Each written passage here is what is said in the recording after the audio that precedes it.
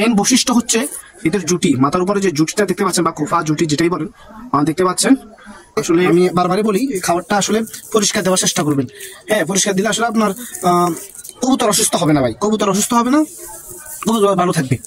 হ্যাঁ, আমি বাসায় আনাই রোদে দিবার পরে কি পরিমাণ ময়লা বাইর হয়েছে আপনারা একটু দেখেন। হ্যাঁ, এই যে দেখেন দেখেন কি পরিমাণ ময়লা এখানে বাইর হয়েছে। এখানে হবে অলমোস্ট। আসসালামু আলাইকুম, কি অবস্থা সবার? আশা করছি সকলেই ভালো আছেন। আলহামদুলিল্লাহ আমিও ভালো আছি। বেশ কিছুদিন অসুস্থ ছিলাম, জ্বর ছিল। আলহামদুলিল্লাহ এখন একটু সুস্থ হলাম আল্লাহর অশেষ রহমতে।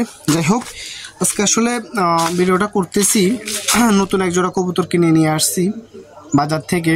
এবং কি কবুতর নিয়ে আসলাম আপনাদের একটু দেখাই।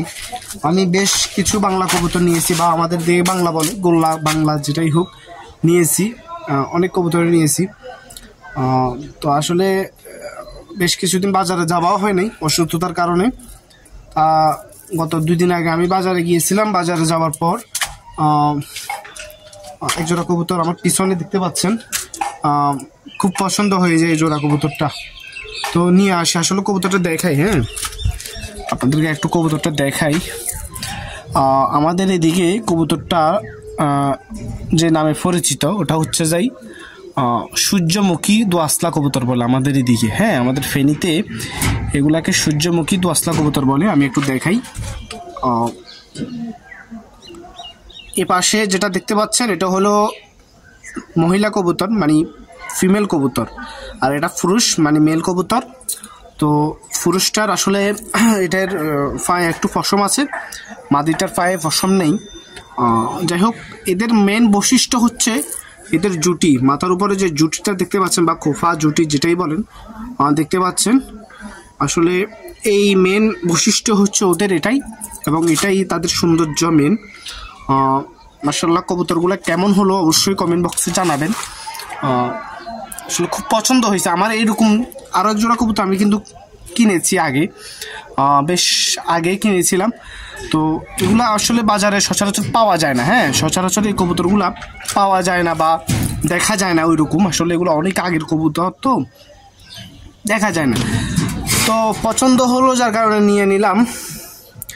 আর এখানে পশম, আসলে মাদিটার পশম নেই আর পুরুষটার পশম আছে। আমার আগে যেগুলা কিনেছি ওদের পশম ছিল। হ্যাঁ, আসলে সূর্যমুখীর পশম থাকে, তবে অল্প থাকে, লাহোরির মতন বেশি থাকে না, অল্প কিছু থাকে এবং ছোট ছোট থাকে, এটাই। আর এদের এই কবুতরগুলা আপনাদের যারা দেখতে পাচ্ছেন অবশ্যই কমেন্ট বক্সে জানাবেন আপনাদের ওইখানে আসলে কি নামে চিনে বা কি নামে জানে, অবশ্যই কমেন্ট বক্সে জানাবেন। আমাদের এদিকে আমি বললাম সূর্যমুখী দোয়াসলা কবুতর বলে, বা সিরাজিও বলতে পারেন অনেকে। আমাদের এদিকে আসলে এদেরকে পরিচিত নামে হচ্ছে এইটা।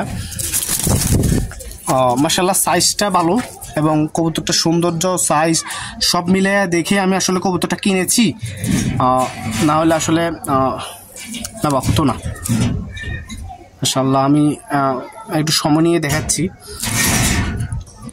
আসলে জানাবেন কবুতরগুলো কেমন হলো।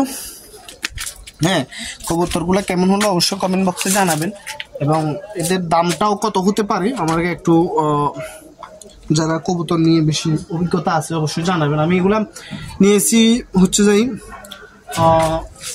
1300 টাকা। হ্যাঁ, এগুলো আমি 1300 টাকা দিয়ে নিয়েছি। এটা খুব সুন্দর লাগছে, তো যার কারণে নিয়ে নিছি। এবং এদের চাহিদা আমাদের এদিকে বিশেষ করে অনেক, এই কবুতরগুলো চাহিদা আমাদের এদিকে অনেক মাশাআল্লাহ। তো আজকে এই ছিল, কবুতরগুলো কেমন হলো অবশ্যই কমেন্ট বক্সে জানাবেন। আর ভিডিওটি ভালো লাগলে লাইক কমেন্ট শেয়ার করবেন। যারা এখনো চ্যানেলটা সাবস্ক্রাইব করেন না সাবস্ক্রাইব করবেন। আসলে আমি একটা জিনিস দেখাই, আমার এখানে ছাদের উপরে কিন্তু আমার খাওয়ার বাতাস দেওয়া শেষ, এবং কি খাবারকে 2 দিন আমি রোদে রাখছিলাম এই খাবারগুলা। এটার ভিডিও অলরেডি আপনারা দেখতে পাচ্ছেন, আমার ইউটিউব চ্যানেলে দেখতে পাইছেন খাবারটা আমি কি কি উপাদান দিয়েছিলাম। দেখেন, আমি যার থেকে খাবার কিনেছি উনি আমার বলছে যে ফুল পরিষ্কার করে দিছে, কিন্তু আমি বাসায় আনায় রোদে দিবার পরে কি পরিমাণ ময়লা বাইর হয়েছে আপনারা একটু দেখেন। হ্যাঁ, এই যে দেখেন কি পরিমাণ ময়লা এখানে বাইর হয়েছে। এখানে হবে অলমোস্ট 1 কেজির কাছাকাছি, 1 কেজি না হলো তো 1 কেজি হবে। এখানে সবগুলো নিয়ে দেখেন 1 কেজি হবে, আরও ছিল, ওগুলো আসলে আমার মুরগিকে দিয়ে দিছি। দেখেন কি পরিমাণ ময়লা। আমি এমনিতে আমার আগে থেকে আমি আসলে বাজার থেকে মিক্স করে খাবার আনি না বা খাবার এরকম দেই না। এখন সময় অল্প ছিল আমার জন্য, খুবই অল্প সময়ের কারণে আসলে আমাকে খাবার মিক্স করে আনতে হলো।